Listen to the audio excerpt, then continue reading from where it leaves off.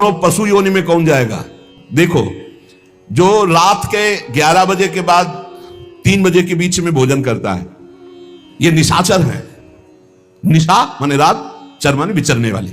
रात में खाना, रात में तुमको 8-10 बजे तक भोजन कर लेने का नियम।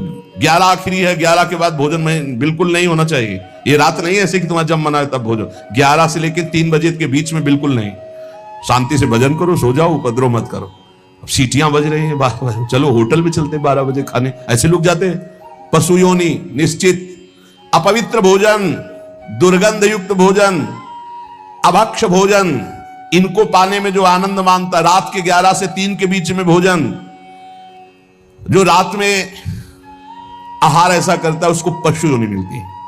जो दूसरों का धन चोरी करता है, जो विद्वान बन करके दूसरों की वंचना करके धन को लूटता है, जो अपने कर्तव्य कार्यों से अनभिज्ञ होकर मनमानी आचरण करता है, जो समयोचित सदाचार का ज्ञान नहीं रखता, वो मूर्ख पशु योनियों को प्राप्त होता है।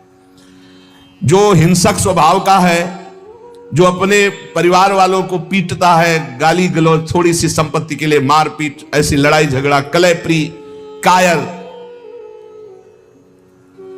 कुत्ते की योनि को प्राप्त होता है। लिखा हुआ है वो कुत्ते की योनि को प्राप्त होता है। जो थोड़े से हिस्सा के लिए भाई बंधुओं को मारपीट, कलह, लड़ाई झगड़ा, इस तरह का व्यवहार, हिंसक स्वभाव, क्रूर स्वभाव, इनको कुत्ते की योनि प्राप्त होती है। जो चंचल स्वभाव, देखो कुछ ना कुछ करते जा, बैठे तो पैर हिला रहे, वो मतलब शांत नहीं रह सकते, उनके शरीर में वाइब्रेट होता रहता है। वाइब्रेट जैसे मोबाइल नहीं झनझनाता रहे, वो झनझनाते रहे। सुन ले भाई क्या बनोगे। और जो दूसरे के भोजन के लिए लालायित रहता है, कहां से निमंत्रण आ जाए, कैसे हो जाए, क्या व्यवस्था बन जाए, सुनो। और जब चलता है ना तो बेढंगे ढंग से चलता है, बेढंगे ढंग। और दूसरों की वस्तु देकर लुभायमान होकर छीनने का स्वभाव करता है, उसका अगला जन्म बंदर का मिलेगा। जो वाणी से सदैव कटु बोलता है, कुटुंबियों से द्वेष करता है, लोगों की चुगली खाता है, उसे अगला जन्म सर्प योनि का मिलेगा। कुटुंबियों से द्वेष करता है, दूसरे की चुगली खाता है, उद्वेगजनक वचन, उद्वेग माने भारी क्लेश पहुंचाने वचन, दूसरे की निंदा करना, चुगली करना, तो विषधारी सर्प बनता है।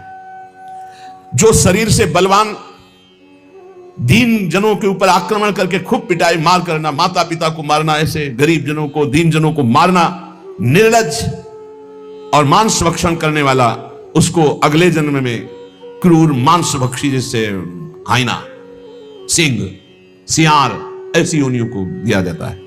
क्रूर हिंसक पशु सिंह जैसे है, जैसे लकड़बग्घा, हाइना लकड़बग्घा है, भेड़िया है, ऐसे जो मांस भक्षण करने वाले हैं, जिनकी आवाज दूसरों को सदैव दुख ही देती है। बोलने का मतलब है दुख ही देना।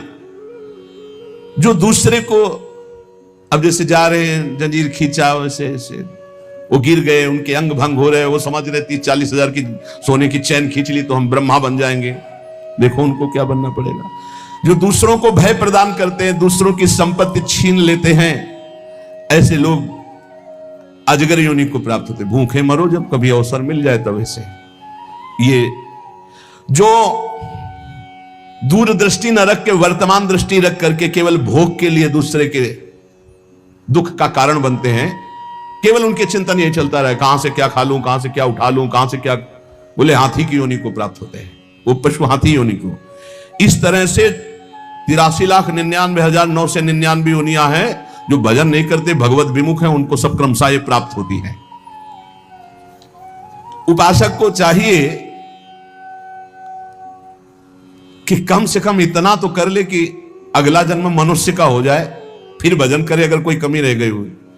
अगर आप नाम जप करेंगे और एक बात ध्यान रखेंगे कि दूसरों को दुख ना पहुंचने पावे, तो पक्की बात है भगवान की कृपा से अगर भगवत प्राप्ति नहीं हुई तो दूसरा जन्म होगा मनुष्य का, और बहुत महान भक्तों के बीच में जन्म होगा। जन्म से ही भजन प्रारंभ हो जाएगा, और आप यौवन अवस्था प्राप्त होते होते भगवत प्राप्त हो जाएंगे, काम हो जाएगा आपका। भजन एक ऐसी वस्तु है जो आपको बचा सकती है। अब इसमें कह रहे हैं कि जैसे आप भजन मार्ग में लगे हुए हो और आपको कोई गाली दे रहा है, आपने पलट के गाली दे दी तो आपका भजन छीन हो जाएगा। इसलिए भजन को बचाने के लिए कह रहे, अकार्पण्य मपारुष्यम संतोषा श्रद्धानता। ये ब्रह्म ऋषियों की बातें हैं, बहुत काम की बातें हैं। अनुसूया गुरु पूजा दया भूतेश पैशुनम सद्वीरेश दमः प्रोक्तो ऋषि शांत बुद्धि भी। अकार्पण्य माने उदारता। भजन किससे बचेगा? उदार बुद्धि। स्वभाव कह रहे हैं कोमल, कोमल स्वभाव से भजन बचेगा। संतोष वृत्ति से भजन बचेगा। गुरु इष्ट पर श्रद्धा वृत्ति से भजन बचेगा। दोष दृष्टि किसी पर ना हो, इसका अभाव हो तो भजन बचेगा। गुरु शुश्रूषा सेवा से भजन बढ़ेगा। प्राणियों पर दया तो भजन बढ़ेगा। किसी की भी चुगली ना करना, संत और ऋषि मुनियों का संग करना, इससे भजन बढ़ता है, पचता है। भजन किससे नष्ट होता है? तो कह रहे हैं जब अवमाने न कुप्पेत सम्माने न प्रहस्यति सम दुखो सुखो धीरा प्रशांति इति कीर्त्यते। जब तुम्हारा अपमान हो और तुम उसका बदले में अपमान कर दो तो तुम्हारा भजन छीन हो जाएगा।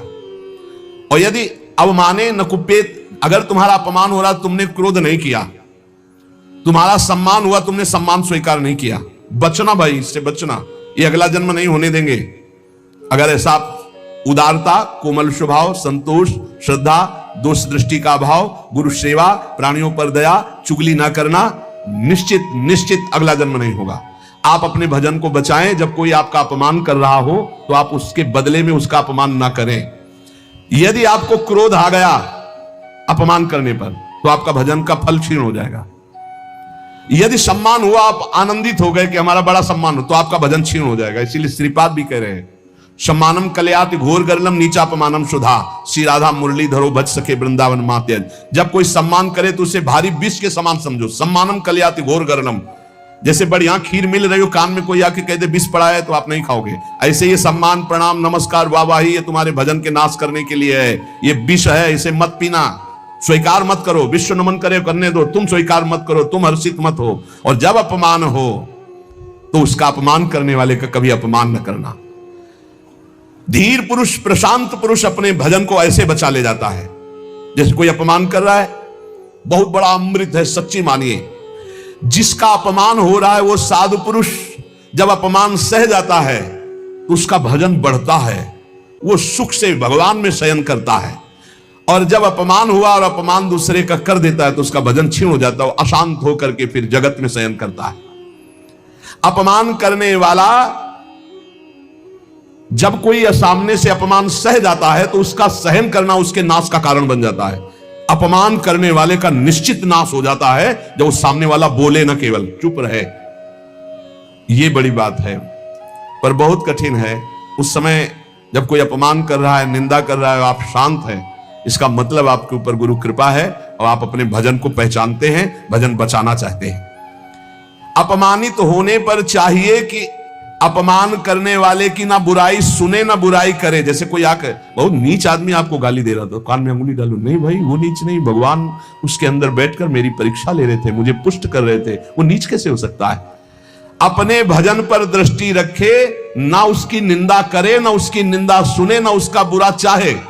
यद्यपि इसमें लिखा हुआ है कि जो अपमान करने वाला है उसका सर्वनाश हो जाता है। ऐसे महापुरुष का अपमान जब करे कि वो बोले ना केवल, तो वो अपमानित करने वाला पुरुष स्वयं नाश को प्राप्त हो जाता है।